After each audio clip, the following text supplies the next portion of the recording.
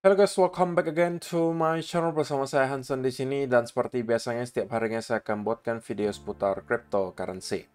Apa kabar kalian hari ini semuanya? Semoga dalam keadaan yang baik-baik saja. Teman-teman, kita melihat Bitcoin dalam 24 jam terakhir berjuang ya untuk dapat mempertahankan area $60.000. Berkali-kali kita mencoba untuk mendapatkan momentum bullish, tapi selalu mendapatkan rejection dengan sangat signifikan dan pada akhirnya membentuk low yang baru. Nah, di video hari ini teman-teman kita bakalan bahas apa yang bisa kita expect berikutnya in terms of price action di Bitcoin. Diikuti juga beberapa data di belakang layar yang menurut saya akan cukup penting untuk kalian simak. Jadi stay tune terus sampai akhir video.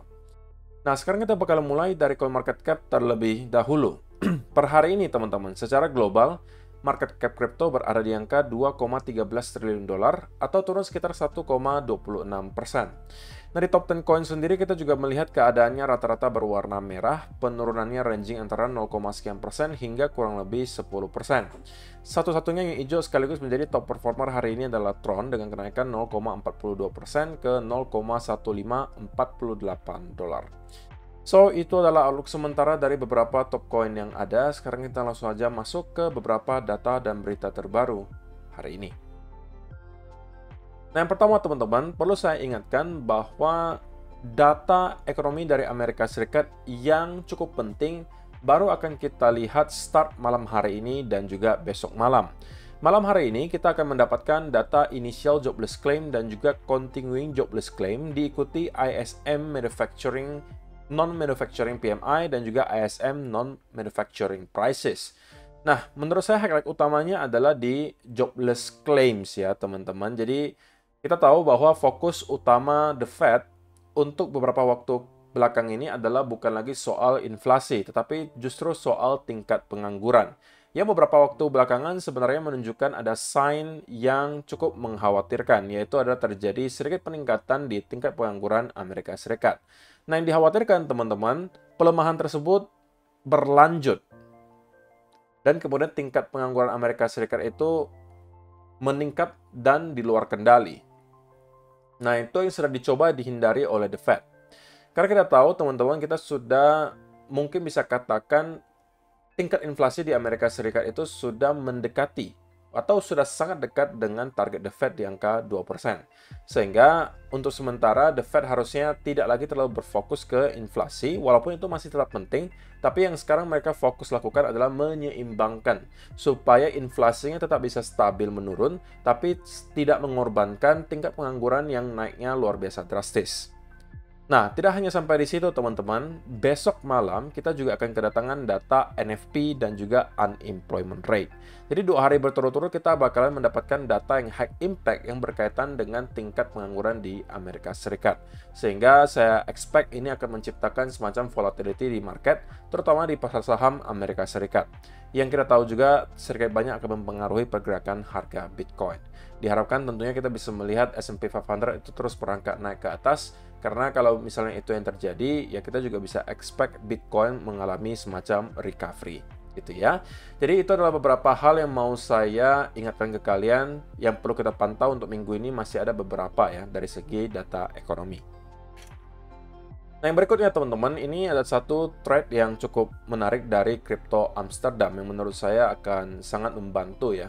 Kalau misalnya teman-teman yang masih menjadi investor, yang masih bullish untuk Q4 dan Q1, ini saya rasa dirangkum dengan cukup baik oleh Crypto Amsterdam. Dia mengatakan ada 7 alasan ya kenapa dia masih merasa kuartal 4 tahun 2024 sampai kuartal 1 2025 itu masih akan bullish untuk kripto.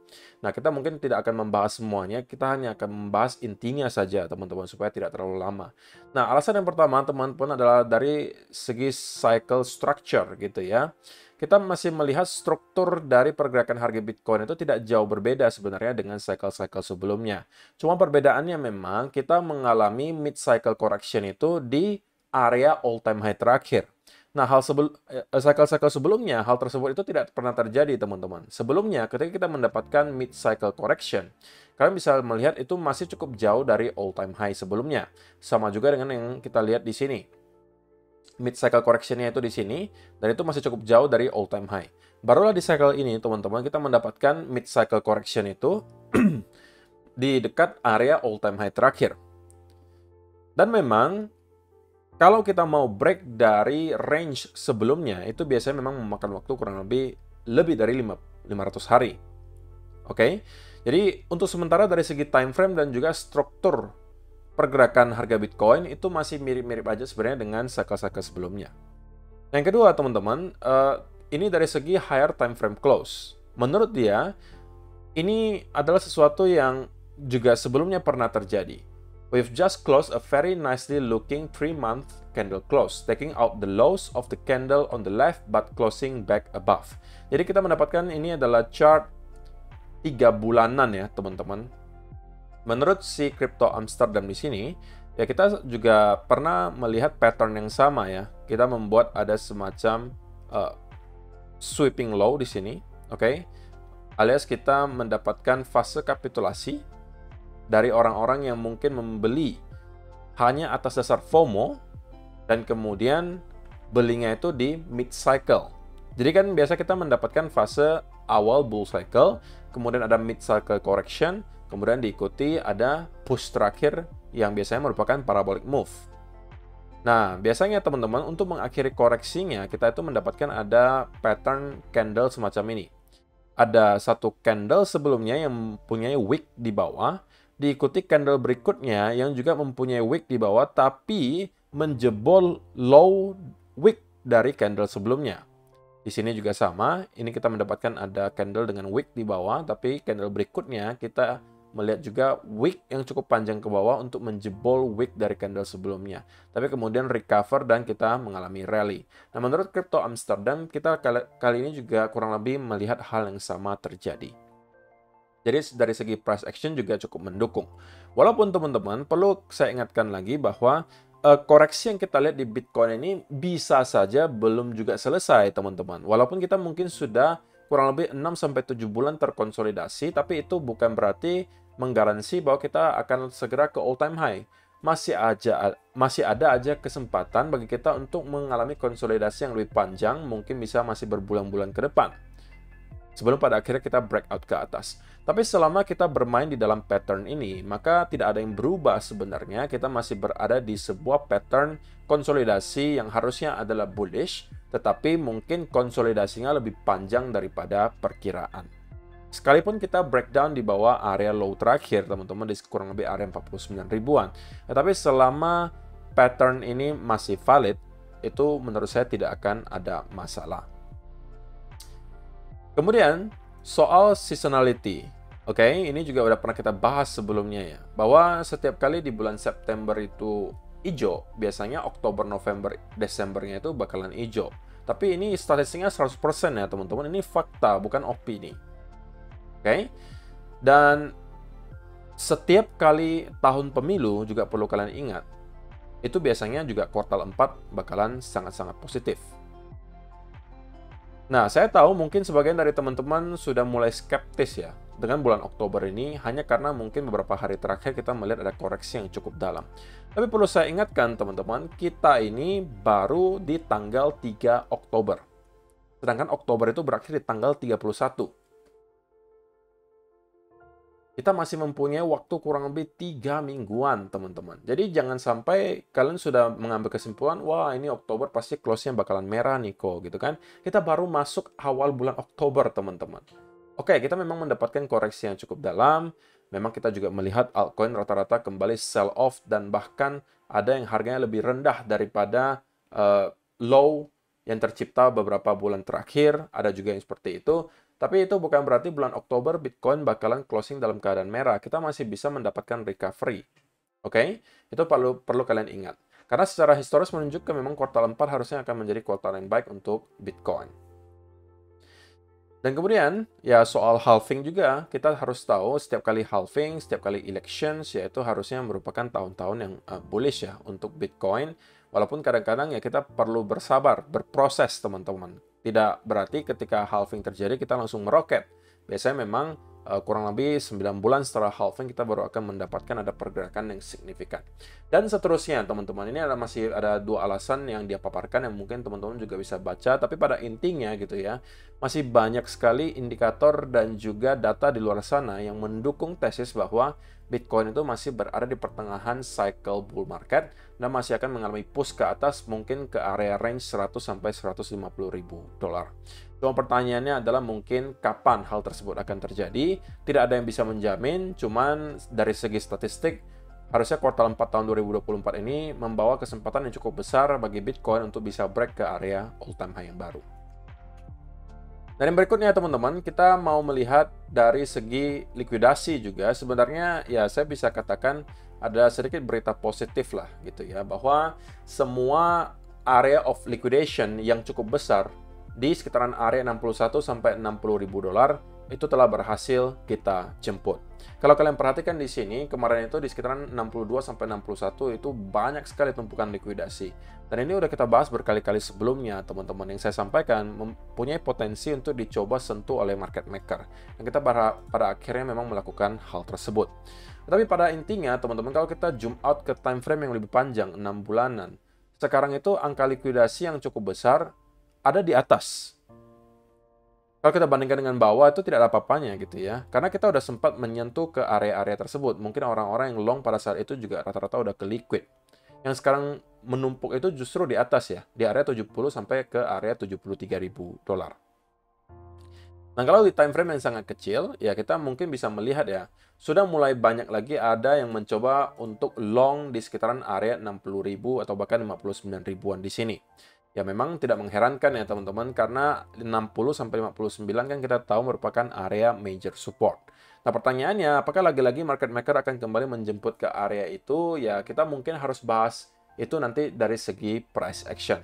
Tapi pada intinya kalau kita lihat di 1 minggu terakhir, sekarang juga sudah menunjukkan bahwa angka likuidasi akan jauh lebih besar di atas daripada di bawah. Oke? So, itu saya jadikan sebagai berita baik. Kenapa? Karena ya harusnya itu bisa menjadikan market maker mempunyai insentif yang lebih besar sekarang untuk mendorong harga ke atas ya daripada ke bawah.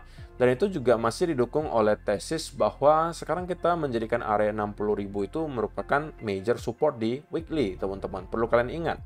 Sehingga saya sampaikan di video kemarin, setiap sentuhan ke area 60.000 selama kita tidak closing weekly candle di bawah 60.000, itu merupakan peluang untuk buy. Sekalipun kita berhasil jebol di bawah 60.000, tetapi tetap close weekly candle di atas 60.000, saya rasa itu akan fine. Nah, pertanyaannya mungkin berikutnya, apakah ada setup yang teman-teman bisa manfaatkan sekarang, gitu kan? Nah, kalau misalnya diperhatikan dari segi price action, teman-teman, maka ya mungkin ada satu yang sekarang cukup mencolok ya, dan mungkin cukup gampang untuk diidentifikasi, yaitu adalah adanya potensi pembentukan double bottom di sini. Breakout dari sini, ini mungkin bisa menjadi peluang untuk scalping kalau misalnya teman-teman berhasil untuk mendapatkan setup dengan risk to reward ratio yang baik, dan menargetkan setidaknya sampai ke area trendline di sini. Oke, dengan catatan memang double bottomnya ini tervalidasi dengan cara breakout dan close di atas neckline-nya di sini. Kalau sekedar breakout dan kembali close di bawah, ini berarti tidak valid ya teman-teman. Kalian perlu tunggu konfirmasinya menurut saya.